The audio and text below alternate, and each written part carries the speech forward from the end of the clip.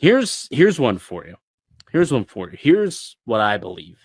I think Easton Cowan plays more games for the Toronto Maple Leafs this season than Nick Robertson.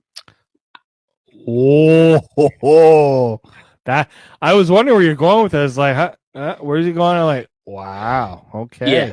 Well, it's twofold, really. Like I'm just not certain that Robertson's with this team the whole year. That's one. Mhm. And I said this last summer too, and he ended up being with the team for the whole season. So, egg on my face if this turns out to be an incorrect take, but that's why it's a hot take, early prediction.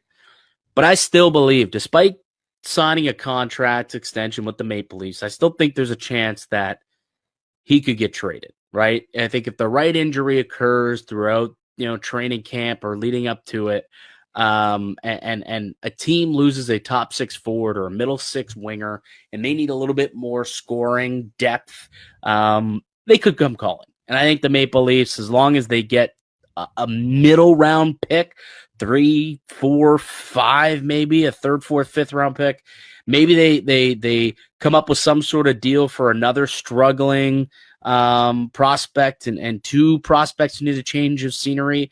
I think someone brought up, or maybe Elliot Friedman talked about Chinnikov, who asked for, to get out in Columbus. And I think Friedman said in his 32 Thoughts podcast, it would take more than just Nick Robertson, a 1-for-1, but something like that, where it's like, okay, Robertson could provide some value to a Columbus team who could use some extra depth scoring. And vice versa, Chinnikov, he wants out. So you could get something for it. You do have to give up maybe something along with him, obviously, but that's a big part of it. I think Easton Cowan finishes the year as a Maple Leaf. I'm not so certain of that of Nick Robertson, but I also think that Cowan, there's a chance that he could work his way into the Maple Leafs lineup at some point in the season. If he doesn't break out of training camp with the Leafs, I won't be upset.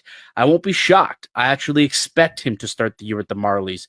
But if he can learn those pro habits, I think he's a player that they kind of look and say, at some point, he could come in and fill a middle six role.